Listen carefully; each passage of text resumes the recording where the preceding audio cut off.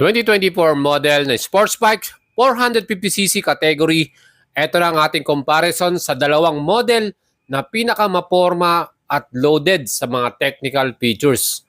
Kung mas prepare mo na mas paporma ang looks, mas stylish, at hindi lang yan, racetrack ready na rin, ang dalawang model na to ay neck to neck sa kanilang specs and features.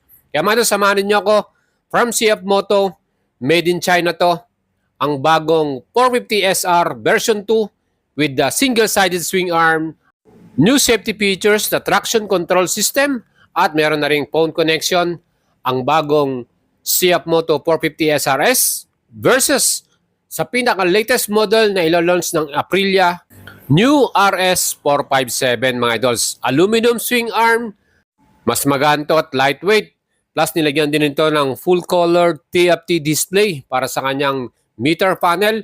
At hindi lang yan din po ay naka-ride-by-wire with riding modes. Ganon kaganda to. And may abang na rin yan para sa quick shifter. So pwede nyo lagyan ng quick shifter option as accessories yan. And mga dos, samahan niyo ako. I-compare natin ang specs ng dalawang model na to. Dahil sila po yung halos magkatulad. At tingnan natin para sa inyo ano ang mas pipiliin mong sports bike model. And ang Aprilia nga pala ay Italian brand. At ang kanilang RS457 ay manufactured at ginawa sa bansang India. Well, pagdating sa design ng ating Aprilia, tawag pansin kagad yung kanyang front face with 3-pod LED headlights. Ganon kapogi yan mga idols. At hindi lang yan, yung kanyang integrated turn signals bumagay palalo. No? So nasa tabi na ng kanyang headlight. Sa atin namang pinaka-taillight, napaka-sporty rin ng kanyang new taillight design na to.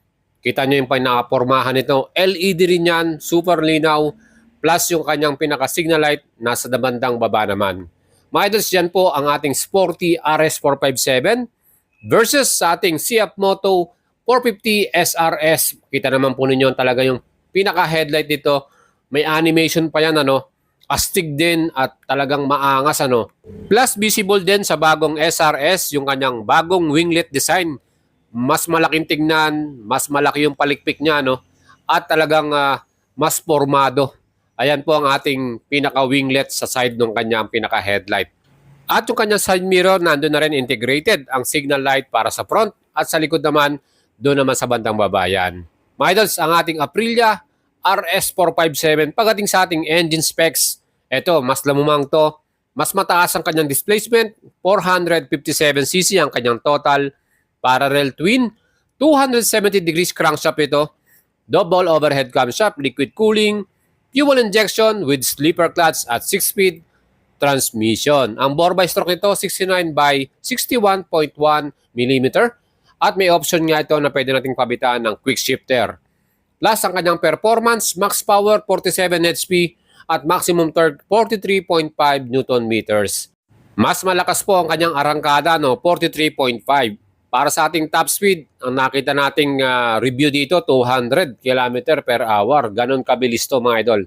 And ang bagong SRS, same engine pa rin to, 449.5.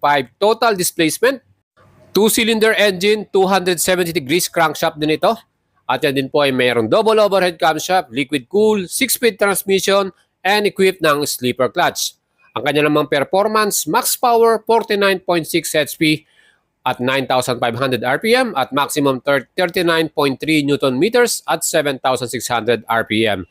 Mas lamang po ang horsepower ni 450 SRS versus sa RS457. Pero mas malakas naman ang torque ng ating RS. Mga idols, ang kanyang namang average top speed 190 km per hour. Pagdating naman sa acceleration, 0 to 100 km per hour in 5 seconds. Ganon kabilis yan mga idol. At pagdating naman sa exhaust sound, pareho silang naka 270 degrees crankshaft, kaya talagang parehong maganda ang exhaust sound itong dalawang model na to. At para naman sa display ng Aprilia, yan po ay naka 5-inch at yan po ay full color TFT. Meron tong riding modes, tatlo, Eco, Range, Sport. Ang kanyang traction control, 3 levels, may phone connection din ito. At hindi lang yan mga idols, talagang very visible yung kanyang mga information. At yung kanyang mga switches and buttons, naka-backlit pa yan, may ilaw, lalo na sa gabi, kitang-kita mo yan. Plus, easy to use din yung kanyang mga switches and buttons. Pagdating naman sa ating CF Moto 450 SRS, 5-inch TFT display din ito. It also comes with phone connection, so may Bluetooth connection, meron ding onboard navigation, yung Motoplay, pwede nyong gamitin yan, depende po sa inyong mga preference, ano. At mga idol, ang CF Moto 450SR, yung traction control niya, makikita mo na rin dyan, pwede mo ring i-switch off kung gusto mo. Well, para sa ating Aprilia, ang kanyang frame, eto po, napakaganda, dual beam aluminum, made of aluminum, kaya talagang lightweight, ano. Yan po yung pinagmamalaki ng Aprilia para sa model na to. At pagdating naman po sa stopping power nito, 320mm disc ang kanyang ginamit sa pinaka-front, 4-piston radial caliper. Vibre yung kanilang ginamit na brand. Yan po ay subsidiary din ng Brembo and equipped to ng anti-lock braking system. Same sa ating likuran, single disc with ABS. Plus meron din itong traction control na 3 levels, ano. At yan ay depende na rin sa riding condition. Siyempre kung maulan, basa yung mga kalsada, doon tayo sa mas sensitive ang traction control. Ang ating suspension naman, para sa RS457, naka-inverted front suspension to, upside down, ano, and sa likod naman, monoshock. At yan po ay preload adjustable. So quality rin po ang kanilang nilagay na suspension dito. Siguradong magandang handling natin at yung performance. Ang size naman ng gulong sa front, 110/70 by 17 inch. Ang ginamit na brand yan, TBS Eurogrip. Sa likod naman, 150/60 by 17 inch tubeless. Same brand yan na Indian brand ng tires, TVS Eurogrip yan. Ang total weight po ng RS457 ay 175 kilograms. Wet weight na yan, ano, kasama na yung oil at yung gasolina. May fuel capacity naman to na gas volume 13 liters and fuel consumption 23 km per liter. Well, para sa comparison natin sa CF Moto 450 SRS, ang pinaka-front suspension nito, KYB suspension, 39mm, upside down din nito. Gold anodized spine color niya. At yan po ay hydraulic, mga idol. And sa kanyang rear suspension, monoshock by a single-sided swing arm. O diba, mas mapormang tignan at mas astig, diba mga idols? Ang stopping power naman ng SRS, 320mm disc, Brembo M40 caliper yung ginamit dyan. Kaya talagang napaka-solid niyan, mga idols. Brembo caliper. 240mm disc naman sa likuran with 1-piston caliper. Aba mga idol, talagang sulit na sulit dahil may equip din to na anti-lock braking system. Dual channel yan, harap at likuran. Dito naman sa ating pinakagulong, naka-alloy cast wheel to. Ang sukat sa harapan, 110/70 by 17. Sa likod naman, 150/60 by 17. At ang brand po na ginamit ng CF Moto rito ay CST Tires, Chinese company yan.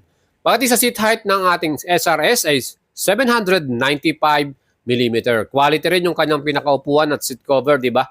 At yung ating sporty na fuel tank design, meron tong gas volume naman na 14 liters. So mas lamang CF Moto, no? 14 liters. Ang kanyang consumption naman, 22 km per liter para sa CF Moto 450 SRS. Siyempre, depende sa driving habit niyan, ano. Para naman sa sukat ng dimension, wheelbase ni SRS ay 1,370mm, ground clearance naman ay 140mm, at siyempre yung kanyang total weight with oil and gas, 179 kilograms. Pag dry weight naman, 168 kilograms. So, mas mabigat pa rin ang CF Moto pag full tank, ano. Ang presyo nito, 318,900 pesos. Mas mura po ang CF Moto natin. Dahil 320k lang to. So kung kayo po ay bibili ng bagong sports bike, sporty, racetrack ready, ano ba ang pipiliin ninyo? Ito bang mas mura? Or itong bagong paparating at newly launched ng Aprilia na RS457? At talagang halos pareho sila, identical sila sa kanilang mga specs, ano? Hindi sila masyado nagkakalayo. At dun nga, para sa ating RS557, ito, meron tayong tatlong kulay, racing stripe, yung red and black. Ang kanya namang SRP, 348,000 mga idol. So lumamang po ng almost 28,000 itong Aprilia. Well, para sa inyo mga idol, ano ba yung sukatan ninyo sa pagpili ng bagong motor? Pwedeng sa brand, ang CF Moto from China, ang Aprilia, Italian bike but manufactured in India.